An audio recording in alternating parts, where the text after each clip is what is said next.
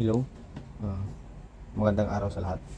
Pag-usapan natin ang topic sa transmission line, which is ang DC resistance of solid conductors. DC resistance sa isang transmission line to, sa solid conductors. So mayroon tayong formula dito, resistivity multiply sa length of the conductors, divide siya sa cross-sectional area of the conductors. Itong topic na to ay kadalasang lumalabas sa board exam question. So kailangan natin intindihin ito. So meron naka-note dito na the conductor's resistance is affected by three factors: frequency, spiraling, and temperature. Yan yung three factors na maka-affect sa conductors natin. So when AC flows in a conductors, the distribution of current is not uniform over the conductor's cross-sectional area, and the current density is greater at the surface of the conductors. This behavior is known as skin effect. This causes the AC resistance to be higher than the DC resistance. Yun. So para maintindihan natin ng maayos, mabuti, meron tayong example dito. A single phase transmission line. Meron siyang 40 km long, is made up of hard ground copper conductors 500 mils in diameter. Nahanap dito ang loop resistance. Take the resistivity of hard ground copper equal to 1.77 micro-ohm centimeter. So, meron na tayong distance ng conductors, meron tayong diameter, which is makuha natin dyan sa makuha natin ang cross-sectional area gamit sa diameter, and then meron din tayong given na resistivity na. And then, so nakanote din dito ang loop resistance means total resistance. So, means total resistance since there are two wires, so two wires, single phase line, dalawang linya yan. The total length of both wires must be 80 km since 40 multiply natin sa to, so 80 km. So ano natin dito, isusolve natin siya. Example natin. So una, meron tayong kukunin natin yung meron tayong dito 40 km, multiply natin to sa 2 lines na yan, so 80 km to.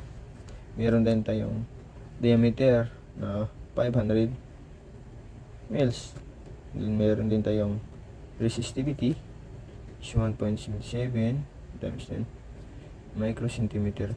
Since ang formula natin is resistivity length square area, since meron tayong given na resistivity na, i-convert lang natin tong kilometer saka itong mils. So una natin gawin itong 80 kilometer, multiply natin sa 1,000, gawin natin siyang centimeter para magkapareho siya sa natin itong given natin na resistivity para makansela. Ohms na lang matira. So 1,000 meter is 1 kilometer, and then makansela yung kilometer na yan. Meron pa yung meter is 1 meter is 100 centimeter, so makansel to siya. So centimeter na lang natira, so makakuha tayo yan ng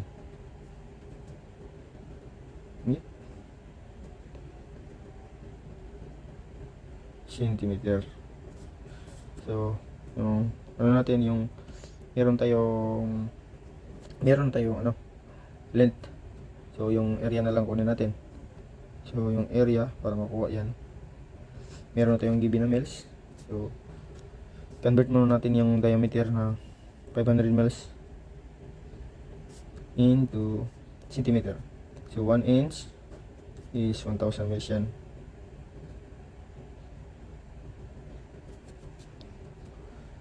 So makancel, inch na lang. 1 inch is 254 centimeter. So makancel to, so centimeter na lang ang matira natin. I-multiply lang natin yan sa calculator natin, makakuha tayo na 1.27 centimeter. yan na yung ano natin. Yan natin yung diameter tsaka length. So kunin muna natin yung area.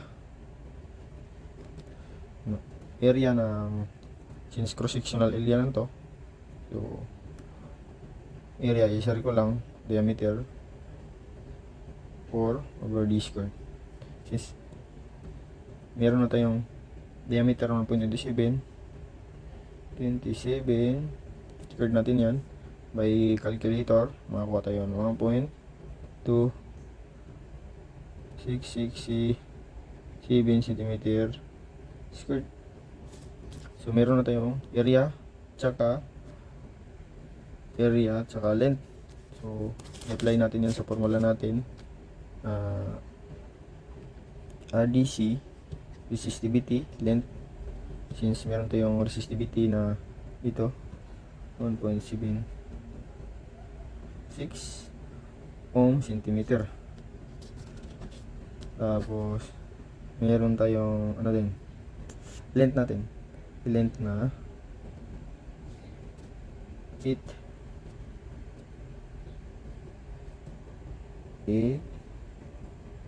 or 6 yan centimeter.